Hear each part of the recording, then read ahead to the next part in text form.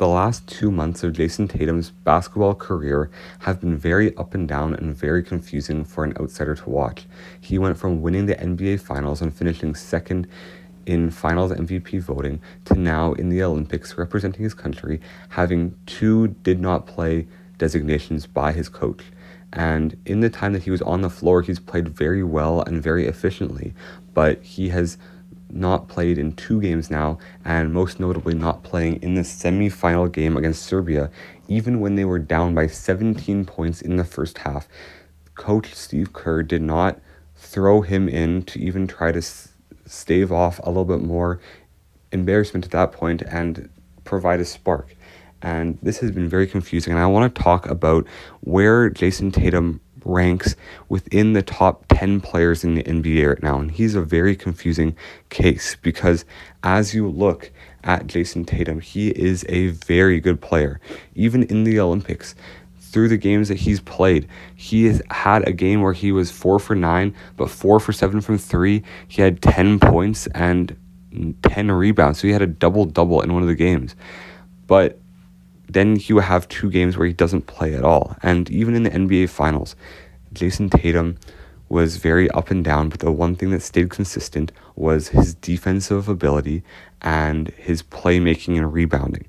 And Jayson Tatum affects the game in so many more ways than just scoring. He can have an off game scoring the basketball, but he will still be an effective player when he's not shooting the ball well.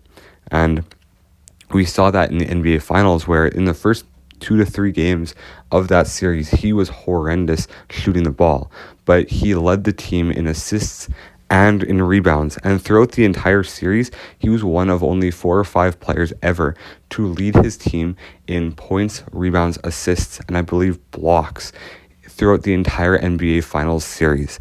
And he affects the game in so many ways that it's difficult to really rank him because you have other guys like a Luka Doncic or a Steph Curry that you would probably put in the top 5 or even top 3 in Luka's case, but they don't necessarily have the all-around game, including the defensive side of the ball that Jayson Tatum has.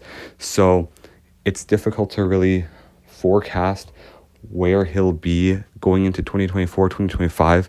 And I think that Jayson Tatum is an incredible player. I am a huge fan of Jayson Tatum. So I would put him anywhere in the range of about 5 to 8 for me personally.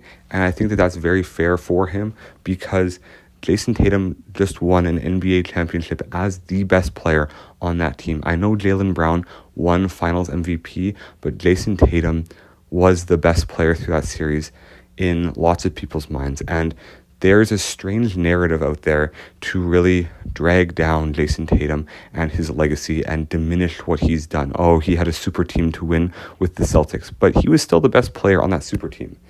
A super team implies that there's many amazing players on that team, but yet he was still the best player, the best facilitator. The ball was in his hands many times in late game situations.